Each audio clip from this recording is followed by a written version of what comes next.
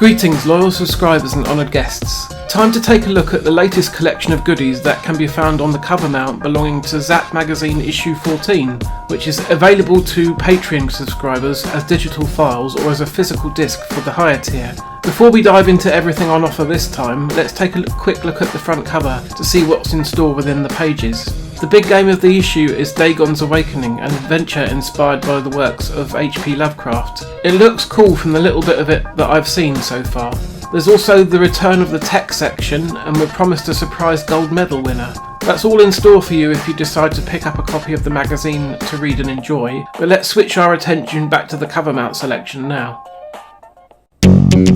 First up is Dr. Maria, which is very obviously a clone of Nintendo's classic puzzle game Dr. Mario. Not much has been changed really, just the fact that everyone's favourite plumber has been replaced by Maria herself. Other than that, the gameplay and the presentation is pretty much one-to-one, including SID renditions of the two famous background tunes, Chill and Fever.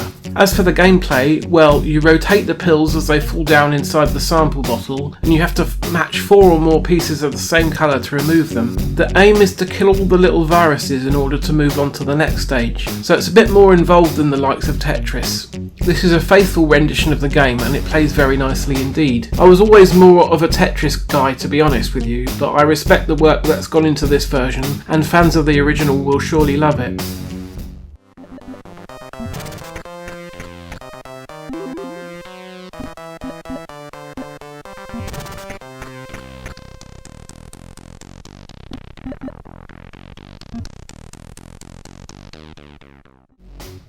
The second game is also of puzzling persuasion, but with a 2-player spin. Monster Match is a match 3 puzzle game that sees you removing little monsters from the board. Each player takes turns to rack up as many points as they can over 5 separate rounds. By default, each player gets 2 moves before control switches over, but should you get a match of 4 or more, you earn an extra turn. Also on the board are noughts and crosses, and should player 1 match the noughts and player 2 the crosses, then they boost the number of points they earn for the rest of the game. Finally, adding a further wrinkle to the gameplay are special tiles such as the arrows or the TNT, which wipe out an entire line or a section around them respectively. Of course, as with most match 3 games, it is also entirely possible to set up chains, either on purpose or by accident. I do enjoy a good match 3 game, and this is a really neat idea for a multiplayer title. It is a shame that there's no single player mode, but other than that, this is really great.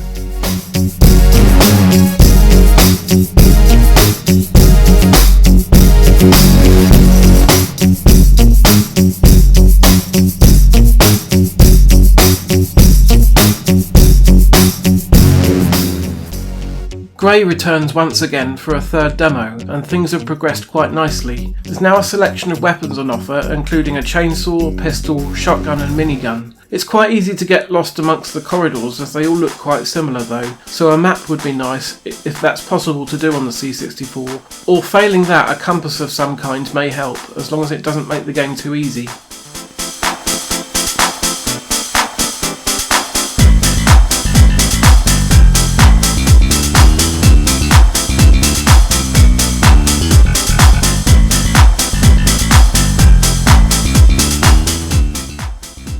After that comes a digital invite to Zzapped Live, which is happening in Kenilworth on the 12th of August, and which promises plenty of interesting guests such as Simon Butler, Barry Leitch, Jeff Minter, John Hare and many more. I would really like to go, but I'm not sure I'll be able to make it.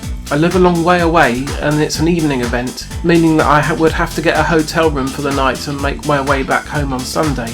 I'll have to see how my schedule and my finances pan out. I am familiar with the venue though, as I have attended one of the retro events there in the past. It promises to be a great time if you can make it there.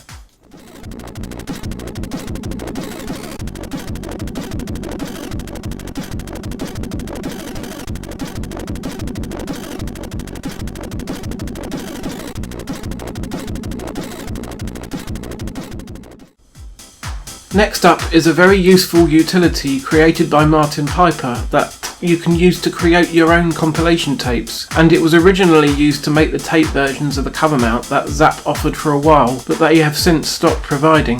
I'm not really able to demo it properly as I'm recording this using my C64 Maxi and not original hardware, but I'm sure this will be appreciated by some of you out there.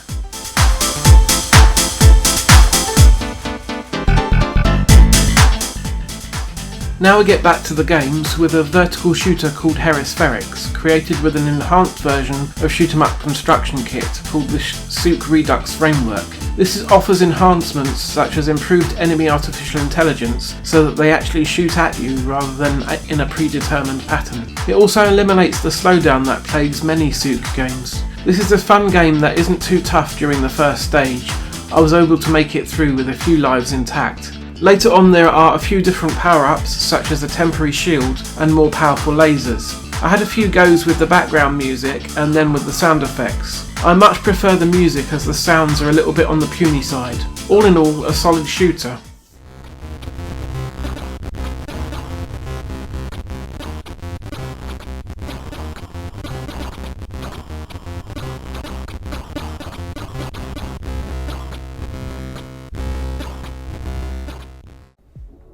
The penultimate game for this issue belongs to the dreaded text adventure genre. Nesterin Trail sees you attempting to retrieve a vital report that your master needs in a land that has been invaded by enemy troops. Something that may offer the resistance a fighting chance, though you have little hope left. While I didn't make any significant progress in this demo, being rubbish at these games and easily frustrated by them, I did really appreciate the fantastic pixel artwork that is found throughout.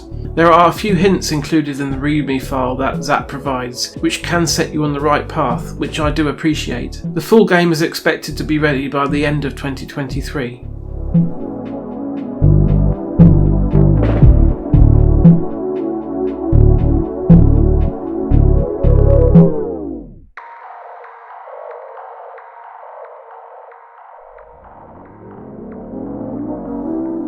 Finally, we have a few different work-in-progress demos of a C64 version of Limbo. Now I must confess I've never actually played Limbo myself, though I am quite familiar with it because it is very highly regarded. This version does appear to be very faithful to the original, capturing the monochrome style, the smooth animation and that horrific spider perfectly. I wasn't able to get past the spider because I couldn't get the trap to line up just right with his leg. It can be a little bit fiddly. Still, these demos show a lot of promise.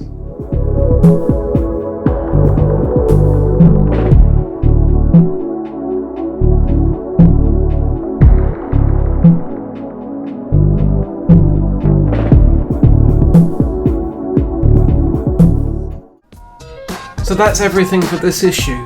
The definite highlight for me was Monster Match. I shall definitely be challenging my brother to a game or two of it next time he comes round.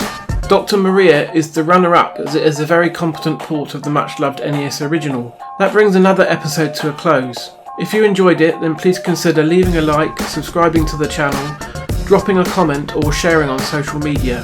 Next week I shall look at another classic Zzap megatape, so I hope you can join me for that. In the meantime, take care.